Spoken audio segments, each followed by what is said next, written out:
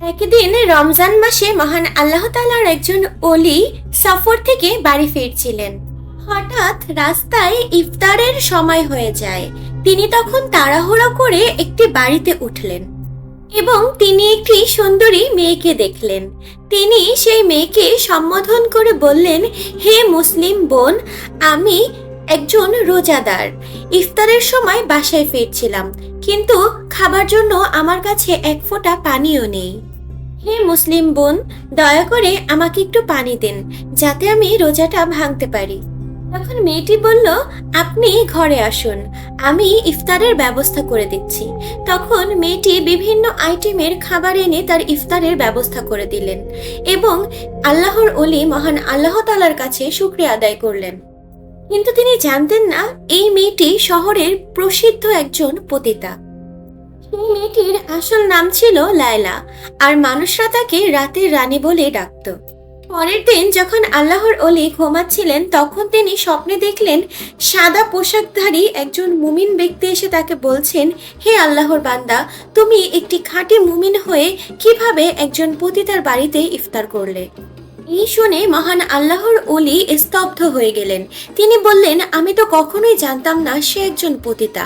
আমি যদি জানতাম সে একজন খারাপ চরিত্রের মানুষ, আমি কখনোই তার বাড়িতে গিয়ে উঠতাম না। তখন লোকটি তাকে বললেন, সে যেহেতু তোমার উপর খাবার দিয়ে এহসান করেছে, তুমিও তার উপর এহসান করো। যেভাবেই হোক তাকে খারাপ রাস্তা থেকে ভালোর পথে, আলোর পথে ফিরিয়ে আনো।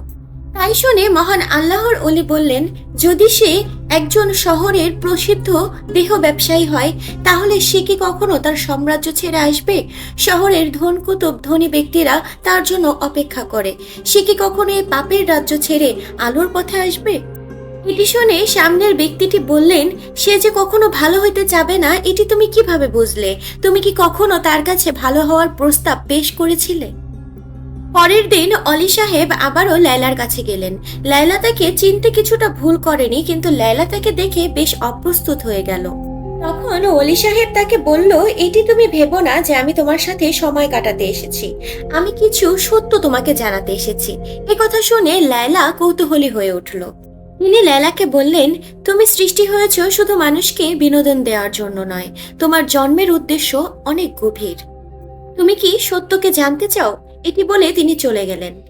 তার এই প্রশ্ন লায়লার মনে কৌতূহল সৃষ্টি করলো। লায়লা রাতে ঘুমাতে পারল না। অতঃপর উদ্বিগ্ন হয়ে লায়লা পরের দিন তার সন্ধানে বের হয়ে যায়। লায়লা এদিক ওদিকে কোথাও তার সন্ধান না পেয়ে শহরের হাকিম সাহেবের কাছে গিয়ে জিজ্ঞাসাবাদ করলেন। তিনি জিজ্ঞাসা করলেন, এই পথিককে? তখন হাকিম সাহেব উত্তরে বলল, লায়লা, তুমি যাকে খুঁজছো, তুমি কি জানো সে কে? সে এই শহরের একজন সম্ভ্রান্ত ধনী ব্যক্তি ছিলেন। তার নাম জায়েদ। সে একদিন তার সাম্রাজ্য ছেড়ে দিয়ে সত্যের পথে, আলোর পথে বেরিয়ে পড়ে। সে শুধুমাত্র সেই সব ব্যক্তিদের কাছে যায় যাদের জন্য মহান আল্লাহ তাআলার কোনো পরিকল্পনা থাকে। এই কথা শুনে লায়লা কাঁদতে শুরু করলো। সে বিশ্বাস করতে পারছিল না যে তার মতো একজন খারাপ চরিত্রের মানুষের কাছে মহান আল্লাহ তাআলার ওলি এসেছিল। তখন লায়লা হাকিম সাহেবের কাছ থেকে মহান আল্লাহ তাআলার ওলির সন্ধান নিয়ে আল্লাহর ওলির কাছে গেলেন। লায়লা তখন বলল, আপনি আমাকে এই প্রশ্নের সম্মুখীন কেন করলেন? তখন ওলি সাহেব বললেন, তুমি শুধু এক রাতের বিনোদন দেওয়ার জন্য সৃষ্টি হওনি, মহান আল্লাহ তাআলা তোমাকে সৃষ্টি করেছে পরঘরের রানী হিসাবে। এই কথাগুলি লায়লার হৃদয় কাঁপিয়ে দিল।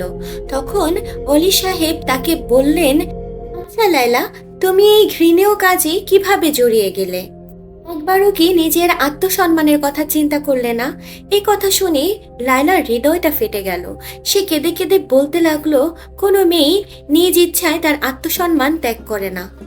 লায়লা তখন কাঁদতে কাঁদতে বলল, সে ছোটবেলায় তার বাবা মাকে হারিয়েছে এবং তাকে একজন ব্যবসায়ী দত্তক নিয়েছিল, কিন্তু কিছুদিন পরেই সে তার সাথে বিশ্বাসঘাতকতা করে এক পতিতালয় তাকে চড়া দামে বিক্রি করে দেয়।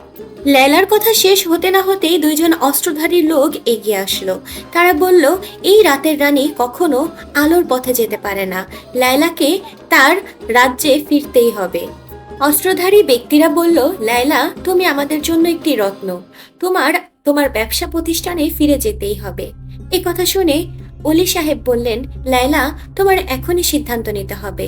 তুমি কি পুরনো সেই অন্যায়ের পথে ফিরে যেতে চাও, নাকি আলোর পথে আসতে চাও?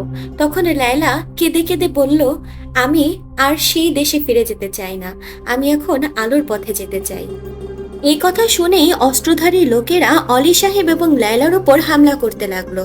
তখন তারা তাদেরকে সজোরে ধাক্কা দিয়ে পালাতে লাগলো এবং পেছন থেকে আওয়াজ আসছিল, লায়লা, তুমি যেতে পারো না, এবং তাদের পিছে অস্ত্রধারী লোকেরা দৌড়াচ্ছিল। লায়লা একটা কথাই বারবার বলে গেল, আমি মুক্তি চাই, আমি সত্য চাই। একটি পুরনো বাড়িতে লায়লা আর জায়েদ লুকিয়েছিলেন। লায়লা জায়েদকে বলল, এখন আমরা কি করব? জায়েদ তখন তাকে বলল, তোমাকে এই শহর ছাড়তে হবে। লায়লা বলল, কিন্তু আমি কোথায় যাব? আমার তো কেউ নেই। তিনি বললেন, মহান আল্লাহর দরবারে যার কেউ নেই সেই সবচেয়ে বেশি শক্তিশালী। জায়েদ বলল, তুমি আস্থা হারাবে না। মহান আল্লাহ তাআলার রাস্তায় যদি কেউ যেতে চায়, তাহলে মহান আল্লাহ তাআলা তার জন্য অসংখ্য রাস্তা খুলে দেন। তারা একটি সুড়ঙ্গ পথ দিয়ে বের হওয়ার চেষ্টা করলো, কিন্তু অস্ত্রধারীরা তাদের পিছা করলো। সব জায়গায় শহরের অস্ত্রধারীরা টহল দিচ্ছিল। তখন লায়লাকে জায়েদ আবারও জিজ্ঞাসা করলেন যে, লায়লা, তুমি এখনো চিন্তা করো, তুমি কি আলোর পথে ফিরতে চাও, নাকি আবার সেই অন্ধকারের রাজ্যে ফেরত যেতে চাও? লায়লা বলল, আমি মুক্তি চাই, আমি আলোর পথে যেতে চাই। তখন অলি সাহেব বলল, আলোর পথ এত সহজ নয়। যেহেতু শহরের সব জায়গায় অস্ত্রধারীরা টহল দিচ্ছিল, তারা একটি গোপন সুড়ঙ্গ পথ ধরে আগতে লাগলো। কিন্তু পথটির শেষে গিয়ে দেখলো সামনে বড় একটি পাথর জাতীয় বস্তু রয়েছে, যা শুধু বাইরে থেকেই খোলা যাবে, ভেতর থেকে খোলা যাবে না। তখন লায়লা বলল, এখন আমাদের কি হবে? আমরা কি ধরা পড়ে যাব? তখন অলি সাহেব বলল যে, না, মহান আল্লাহ তাআলা অবশ্যই আমাদের জন্য রাস্তা খুলে দেবেন। অলি সাহেব বিসমিল্লাহ বলে দরজাটিকে সজোরে ধাক্কা দিল এবং দরজাটি খুলে গেল। রাস্তা পেরিয়ে যখন তারা সামনে এগোতে লাগলো, তখন লায়লা দেখলো অস্ত্রধারীদের মধ্যে থেকে একটি তীর এসে অলি সাহেবের নিকট যাচ্ছে। তখন লায়লা সেই তীরের সামনে গিয়ে দাঁড়িয়ে পড়ল। তীরটি তার দিকে লেগে সে মাটিতে ধপাস করে পড়ে গেল। অলি সাহেব দেখলেন লায়লা মৃত্যুর কোলে ঢলে পড়েছে, কিন্তু লায়লার চোখে রয়েছে প্রশান্তি। সে বলছে, আমি এখন মুক্ত, আমি অন্ধকার জগৎ থেকে বেরিয়ে এসেছি, আমি আলোর পথে ধাবিত হচ্ছি। সেখানে কিছু পথিক হঠাৎ করে এগিয়ে আসলো। তারা বলতে লাগলো, আমরা আলোর পথের দিশারি, আমরা এখানে তোমাকে এবং লায়লাকে বাঁচাতে এসেছি। তারা লায়লাকে নিয়ে চলা শুরু করলো। তাদের সহায়তায় লায়লা আর অলি সাহেব পালাতে সক্ষম হলো। এভাবেই শুরু হলো লায়লার নতুন জীবন। কিছুদিন পেরিয়ে গেল। লায়লা তার নতুন জীবনে বেশ খুশি ছিল। কিছুদিন পর লায়লা একটি গাছের তলে বসে কোরআন পড়ছিল। তখন অলি সাহেব এসে হাজির হলেন। তিনি লায়লাকে বললেন, মহান আল্লাহ তাআলার ইচ্ছায় তুমি অনেক পরিবর্তন হয়ে গিয়েছো। দীর্ঘ পথ এবং দীর্ঘ সময় তোমার সাথে আমি পার করেছি। তুমি কি বাকিটা জীবন আমার সাথে কাটাতে চাও, আমার জীবন সঙ্গী হিসাবে? এই কথা শুনে লায়লার চোখে পানি চলে আসলো।